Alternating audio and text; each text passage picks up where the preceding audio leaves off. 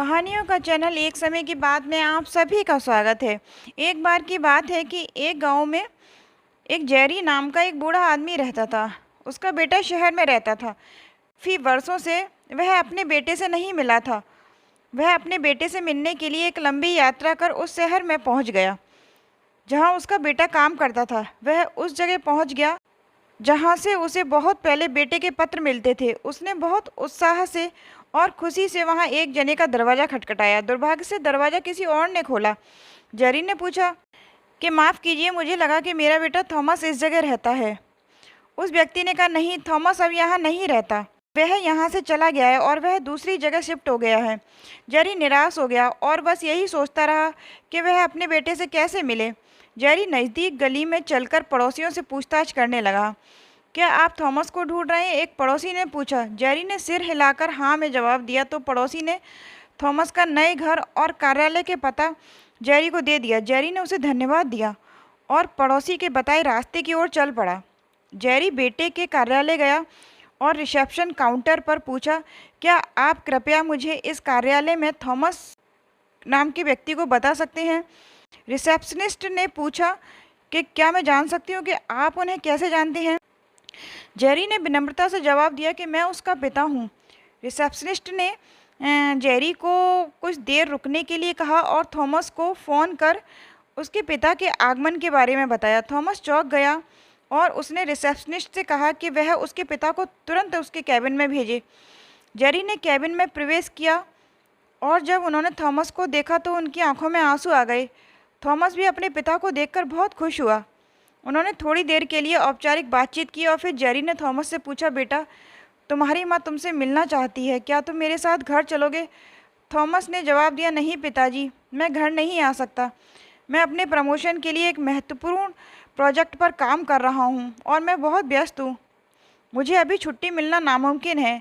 Jerry ने मुस्कुराते हुए कहा, ठीक है, तुम अपने काम पर ध्यान दो, मैं आज शाम को अपने गाँव वापस जा रहा हूँ। थॉमस ने पूछा, आप मेरे साथ कुछ दिन यहाँ नहीं रुक सकते? एक पल की चुप्पी के बाद जेरी ने जवाब दिया, बेटा, तुम अपने काम में व्यस्त रहते हो। मैं तुमको असहजता महसूस नहीं करवाना चाहता और ना ही तुम पर बोझ बनना चाहता हूँ। मुझे कभी तुमसे दोबारा मिलने का मौका मिला तो मुझे बहुत खुशी होगी। यह कहकर वह वहाँ से चला गया। कुछ हफ्तों बाद थॉमस को एहसास हुआ कि उसके पिता इतने लंबे समय बाद अकेले उनसे मिलने क्यों आए हैं। उसे अपने पिता के साथ इस तरीके का व्यवहार नहीं करना चाहिए था। उसे काफ़ी ग्लानि महसूस हुई। उसने इसके लिए अपने आप को दोषी महसूस किया और कुछ दिनों के लिए कार्यालय से छुट्टी लेकर वह अपने पिता से मिलने अपने गांव की ओर चल दिए। जब वह उस स्थान पर पहुंचे जहां वह पैदा और बड़ा हुआ था तो उसने देखा कि उसके माता पिता वहां नहीं थे। थॉमस चौंक गया और पड़ोसियों से पूछा, मेरे माता पिता तो यहीं रहते थे, अब वह कहाँ गए?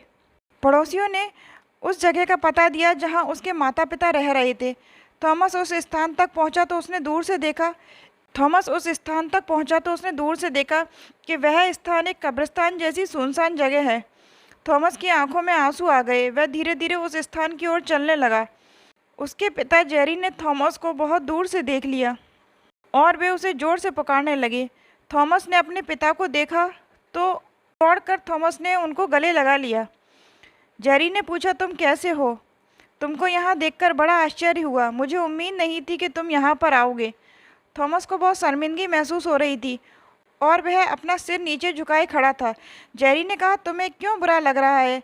क्या कुछ गलत हुआ है? थॉमस ने जवाब नहीं दिया। नहीं पिताजी, मैंने कभी यह नहीं सोचा था कि मैं आपसे इस हालत में मिलूँगा। जेरी मुस्कुराया और कहा, जब तुम अपनी कॉलेज शिक्षा के लिए शहर गए थे तब मैंने एक ऋण लिया था। फिर जब तुमको एक नई कार चाहिए थी तब भी मैंने एक कर्ज लिया था, लेकिन खेती में नुकसान के कारण मैं ऋण नहीं चुका पाया। तब मैंने तुमसे मदद के लिए संपर्क करने के बारे में सोचा, लेकिन तुम अपने काम में इतने व्यस्त और तनावग्रस्त थे कि मैं तुम पर समस्या का बोझ नहीं डालना चाहता था।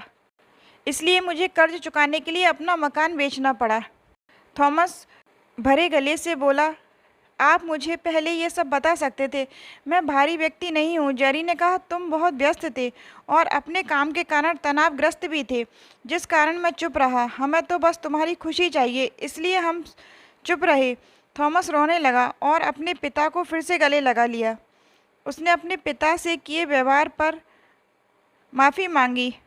जेरी मुस्कुराया और उसने कहा, इन सब की कोई ज़रूरत नहीं है।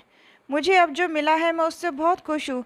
मैं बस इतना चाहता हूँ कि तुम हमारे लिए कुछ समय निकालो। हम तुमसे बहुत प्यार करते हैं बेटा। इस बुढ़ापे में तुमसे मिलने के लिए यात्रा करना अब हमारे लिए बहुत मुश्किल है। थॉमस समझ चुका था कि उसके माता पिता को उसकी अब बहुत ज़रूरत है।